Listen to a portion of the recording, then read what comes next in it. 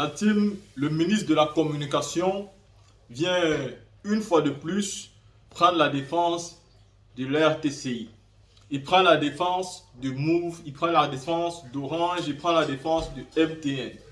Il veut justifier l'injustifiable. Et pour ça, il essaye de comparer les prix de base entre le Mali, la Guinée, le Burkina, le Sénégal, le Cameroun au prix de la Côte d'Ivoire. Comme si pour qu'un pays puisse avoir une vie paisible, il fallait d'abord que les pays voisins aussi aient une vie paisible. Si les pays voisins sont chers, alors nous pouvons aussi être chers au moins que ça. Ou même de donner les prix que nous ne pouvons pas certifier avec toute la certitude qu'il a vraiment raison. Vu que ce qu'il y a sur le terrain, c'est que les Ivoiriens payent la connexion très cher. Et pourtant aujourd'hui, tout le monde a besoin des réseaux sociaux pour s'informer, pour étudier, pour même de fois faire des achats, pour de fois commander, pour faire beaucoup de choses. Aujourd'hui, Internet est indispensable. Et nous posons encore la question à savoir pourquoi le ministre de la Communication vient toujours défendre, c'est-à-dire Orange, Move, MTN, l'RTCI. Pourtant, eux-mêmes peuvent venir s'expliquer devant les Ivoiriens. Pourquoi c'est toujours au gouvernement de venir répondre aux questions dont les véritables concernés pouvaient répondre eux-mêmes. Cela cache clairement un avantage, un bénéfice et une préméditation de tout ce qui est en train de se passer aujourd'hui contre les Ivoiriens sur les réseaux sociaux. La team, écoutez le ministre porte-parole du gouvernement d'Alassane Dramane Ouattara. Et ensuite, j'ai une deuxième question, Oui, excusez-moi, concernant donc justement la data mobile. Vous avez expliqué, tout comme l'a expliqué la RTCI, que les dernières décisions qui venaient pour relever le prix de la data mobile étaient dues au fait que les opérateurs téléphoniques vendaient à perte et, si j'ai bien compris, équilibraient cette activité avec d'autres activités comme la vente de voix. Pourtant, le prix de la data mobile en Côte d'Ivoire est l'un des plus élevés de la sous-région. Comment est-ce que c'est possible d'expliquer que les opérateurs téléphoniques ne fassent pas d'argent avec la data mobile alors que le prix est si élevé par rapport aux autres pays de la sous-région? Merci, Monsieur le Ministre. Okay. Merci bien, parents, que le processus est en cours. Pour ce qui est de la data mobile, j'ai dit que je ne voulais pas engager de polémique sur ce sujet. Je ne sais pas d'où vous tenez vos chiffres, mais la Côte d'Ivoire reste, en termes de data mobile, d'entrée de base, un des pays les moins chers. Je suis désolé de vous le dire. Le Mali est à 3 francs 3. Le Togo est à 2 francs 2, 2,2 francs. Le Sénégal est à 3,3 francs. La Guinée est à 1,34 francs. Le Burkina Faso est à 10 francs. Nous sommes alignés sur le Cameroun qui est à 1 franc. J'entends beaucoup de chiffres. Je ne sais pas quelles sont les sources. J'ai la chance d'être ministre du secteur, donc j'ai accès à des sources qui sont officielles. Pour ce qui est de l'entrée de base, en tout cas, la Côte d'Ivoire est un des pays les moins chers. Même en termes de prix moyen, nous ne sommes pas les plus chers. Nous ne sommes pas les plus chers. Pour ce qui est des prix moyens, je peux vous dire une chose, c'est qu'en termes d'accessibilité à la data, la Côte d'Ivoire est le deuxième pays en termes de facilité d'accès à la data. Donc vous voyez, on entend beaucoup de choses, mais tout ne reflète pas forcément la vérité. Ce que je puis vous dire, c'est qu'effectivement, et vous avez mis le doigt dessus, il y a eu un changement des usages. Vous avez bien fait de souligner que la voix, qui jusqu'alors permettait donc aux opérateurs de faire du chiffre, est en baisse. Aujourd'hui, avec l'apparition des réseaux sociaux, je ne veux pas faire de publicité, mais on les connaît tous, WhatsApp, Signal, Telegram, Skype, pour ne citer que cela, très peu de gens aujourd'hui utilisent le GSM pour appeler. Tout le monde passe par ces réseaux sociaux qui demandent l'utilisation de data. À partir du moment où donc, les usages ont changé, il y a eu une baisse justement sur les revenus qui étaient assurés par la data. Et inversement, on a les revenus qui étaient assurés par la voix et inversement, on a eu une augmentation au niveau de la data. Ce qui s'est passé, c'est que ce changement de pratique a provoqué ce que nous avons appelé le déséquilibre du secteur.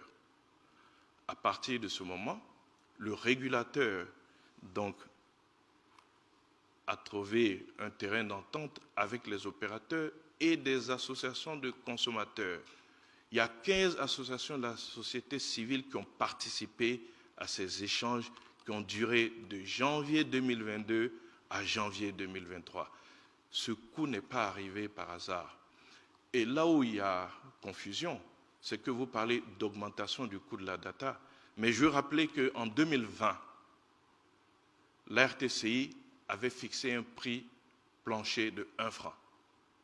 Quand aujourd'hui, en 2023, la RTCI fixe un prix plancher de 0,8 francs, pour la RTCI, c'est une baisse. Et c'est ce que dit le communiqué de la RTCI. Dans l'intérêt du consommateur, nous avons baissé le coût donc de plancher de la data.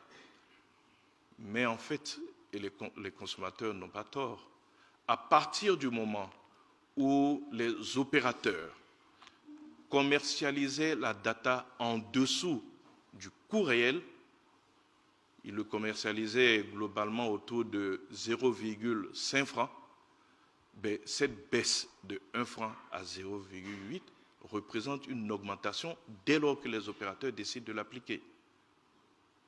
C'est de ça qu'il s'agit. Nous l'avons dit, ce coût de la data était subventionné par les opérateurs tant que la voie marchait et tant que nous n'avions pas un nombre d'utilisateurs important de la data. Je me souviens en 2012, quand j'étais encore conseiller au TIC du président de la République, lorsque nous avons évalué les utilisateurs donc, de smartphones, ils étaient autour de 700 000.